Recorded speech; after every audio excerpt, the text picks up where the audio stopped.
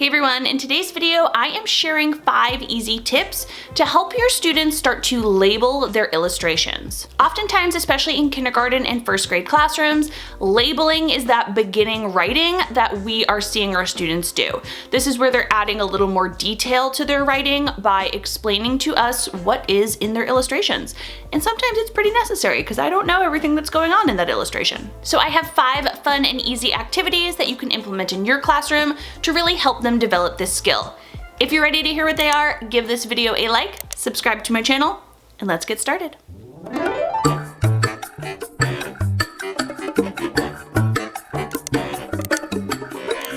Activity number 1 for teaching your students how to label things is probably one you've heard of before. It is very, very popular, but it's popular for good reason because it really creates a lot of engagement and a lot of buy-in from your students.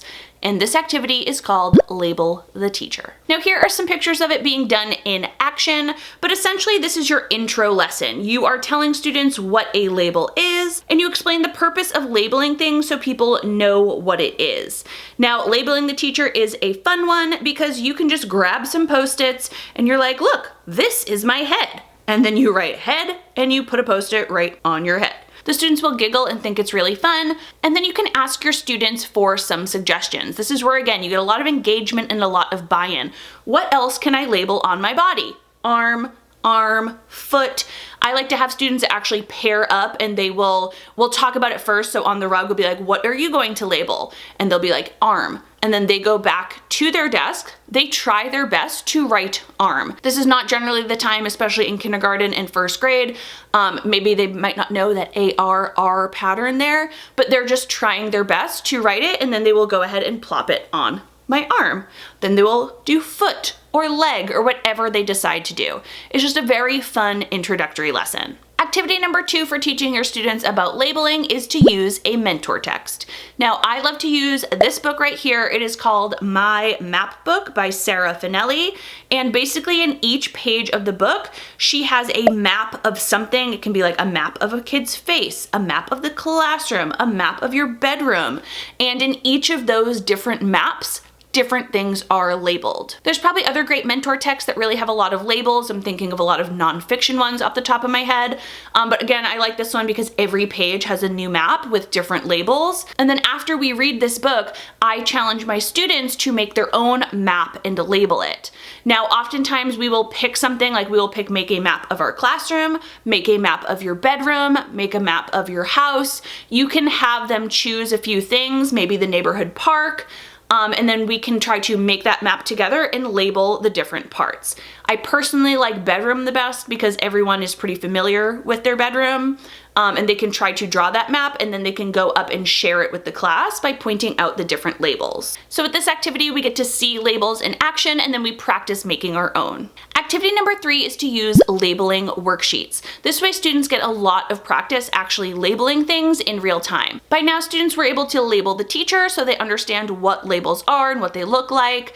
They were able to create a map and write their own labels, but now we want them to practice labeling different things. Labeling worksheets are pretty simple to put in like a writing center or to have students do during writing time. I think if you go on Google or TPT, you can probably type in label it worksheets and find a bunch of them.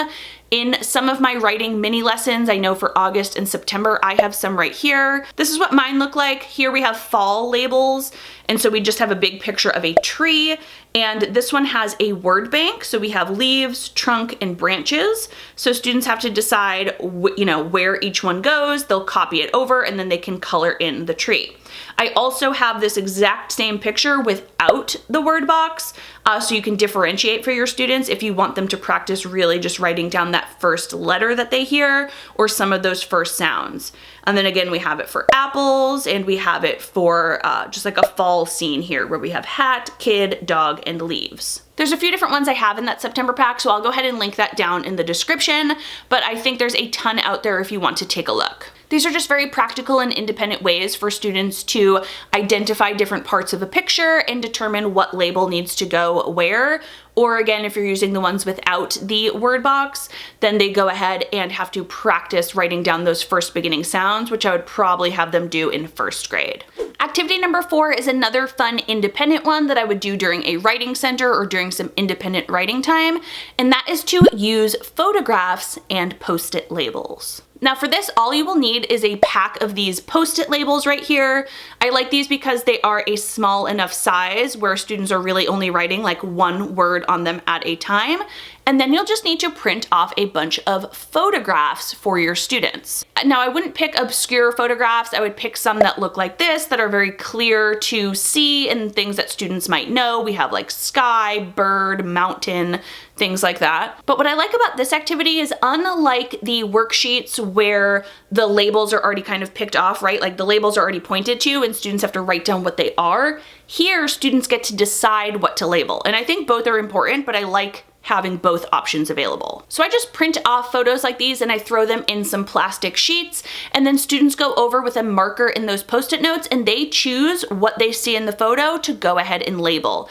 And here again, they are practicing coming up with these sounds themselves to the best of their ability, and then they can actually just put the Post-it notes right on the plastic sleeve where the photograph is. Now I do like there to be some sort of accountability with this activity, so I like to either have students, maybe do 2 or 3 photographs and then share with me what they labeled, or share with other people at their group, something like that. You want them to be able to share it, and then they can simply take off those labels, recycle them, and then the next group on the next day or something comes around and they can do the activity as well.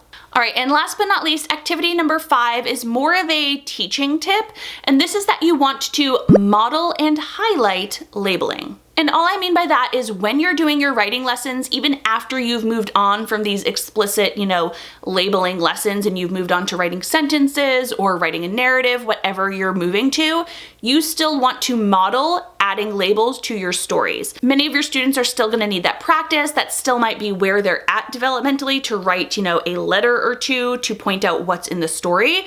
And you want to still model that for them.